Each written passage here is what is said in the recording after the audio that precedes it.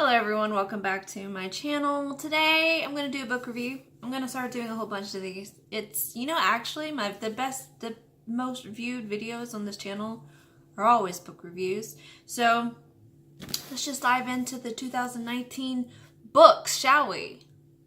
In an Absent Dream by Seanan McGuire is the fourth book in the Wayward Children series, and I'm beginning to just love how I start the year off with one of these books, and there is a fifth one. It will be coming out next year, hopefully, and I think it's called Come Tumbling Down.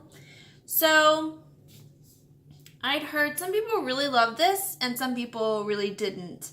And I thought I would fall on the side of loving it, and I did. So that's not shocking to me. I think I'm going to love all of these because I'm just willing to go wherever Seanan McGuire wants to take the series. And in this, we follow Catherine Lundy as a child. We meet her earlier in the series. I believe she's the guidance counselor at the school. But we see her as a young girl in the 60s, and she is quiet, bookish. She likes structure, and she likes a good set of rules to follow. Her father is the principal of the school, so she's had troubles making friends, so she's very much a loner. And one day she's walking home from school reading her book, and her feet lead her down a different path where she encounters a tree with a door in it, and the door says, "Be sure."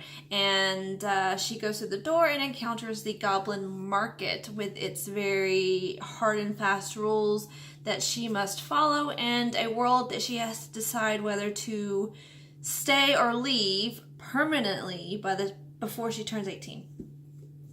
So the Goblin Market, kind of the central idea of this world is fair value, and that exchanging anything, any kind of give and take, it has to be fair value, or the world sort of takes from you and turns you a little less human. Basically, you turn into a bird. So that's fun, or not.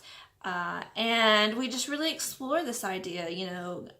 Catherine, or Lundy, as she's come to be known, has a very hard struggle going back and forth between her world, or the human world, and the Goblin Market, going back and forth between what does fair value mean? Is fair value fair? She talks a lot about trying to find loopholes, and can she find a loophole? Is that possible in the idea of fair value? And the story really kind of goes from there. So she has her family in the human world, and then she has this family that she sort of makes in the Goblin Market. And I think a lot of the tension and the push and pull is between those two families.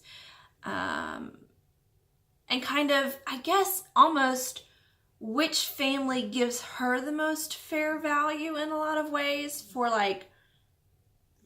her existence, for who she is, for who she wants to be. And it's a fascinating topic to explore. And I think why this book has been sort of divisive among a lot of fans of the series is that it's a tonal shift. I feel like these books always have a fair amount of whimsy to them. Even when you have a darker installment, such as Down Among the Sticks and Bones, there's still a certain amount of levity and whimsy.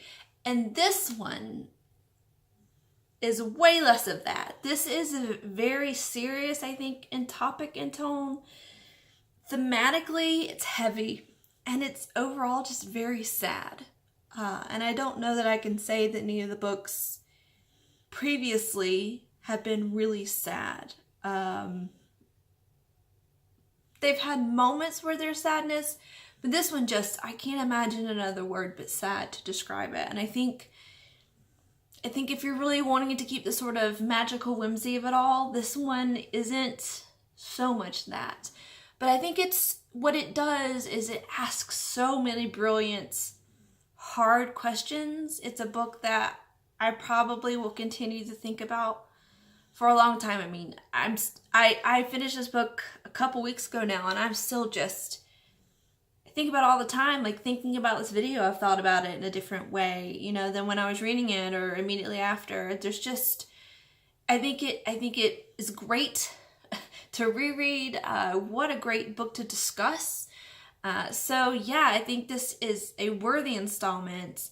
Maybe the best technically, although still not my favorite personally. I don't know that anything's ever going to beat my goth love of Down Among Sticks and Bones, but this is really good, really good. I'm leaning hard.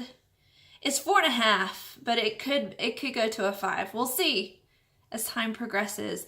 I do want to mention too that I think what this book really does in sort of the overall sort of Wayward Children series, I love how you can tell Seanan McGuire really has everything planned out. She really knows these characters and the worlds they come from and how that's all going to interconnect. And I love how this 4th book in the series made me sort of desperate to go back and reread everything, or at least Every Hard Doorway. And I think that makes these books matter, you know, when they make you want to reread everything all over again, and so you don't feel like you're getting lost from where you started. Like, this wants to send you back there, and I appreciate that about the series a lot. So yeah, so those are my thoughts on In an Absent Dream by Seanan McGuire, and I'll talk to you guys next video.